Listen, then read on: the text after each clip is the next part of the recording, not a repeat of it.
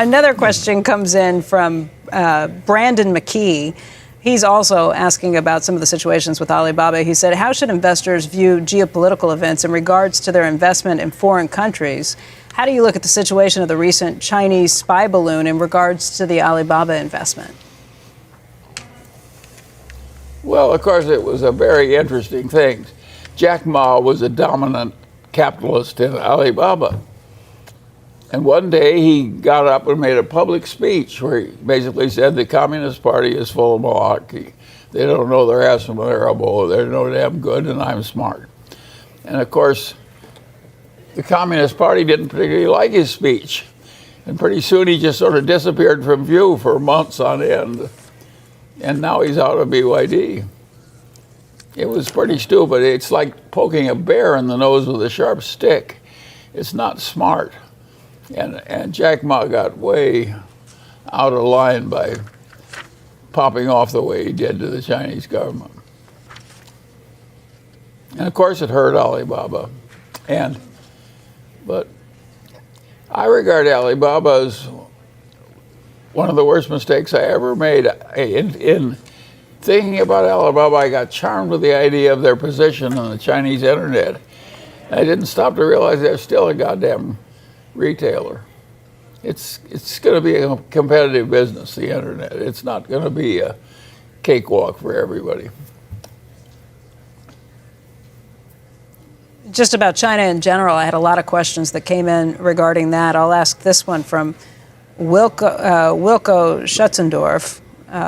It's coming in from Walnut Creek, California, who just said, previously you stated that despite certain shortcomings, China was generally moving in the right direction. However, with the recent actions taken by the Chinese government, such as capriciously punishing technology and educational companies, declining to import effective COVID vaccines, escalating threats towards Taiwan, do you still maintain that China is a viable investment option for foreign capital, or is China experiencing a similar regression as Russia has seen under Putin's leadership that culminates in the invasion of Taiwan?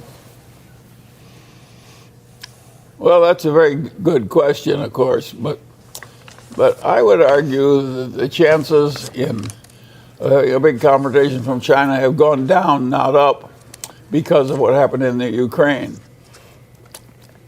I think that the Chinese leader is a very smart, practical person.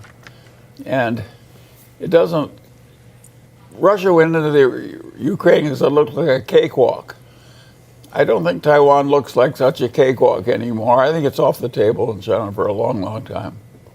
And I think that helps the prospects of investors who invest in China.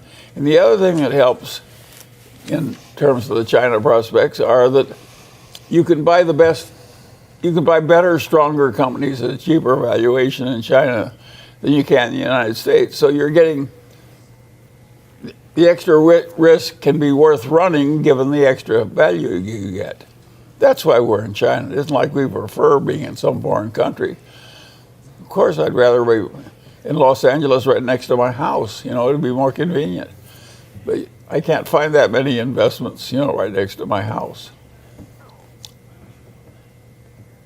Just to follow up on that,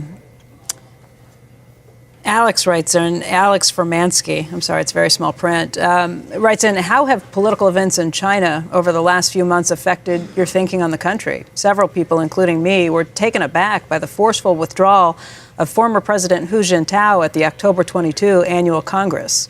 President Xi seems to have consolidated power, and his actions have indicated that he thinks very differently about the role of business in Chinese society.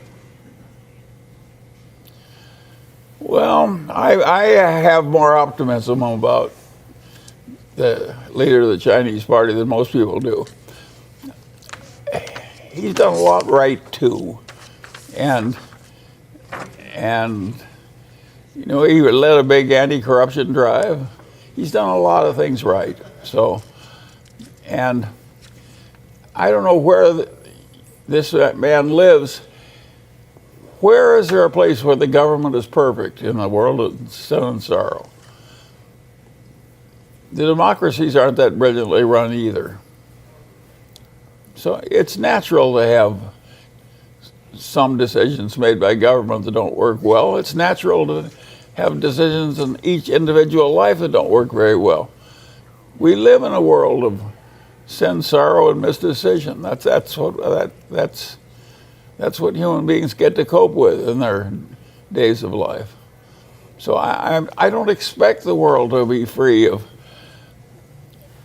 folly and mistakes and so forth. And I just hope I'm invested with people who have more good judgment than bad judgment. I don't know anybody who's right all the time.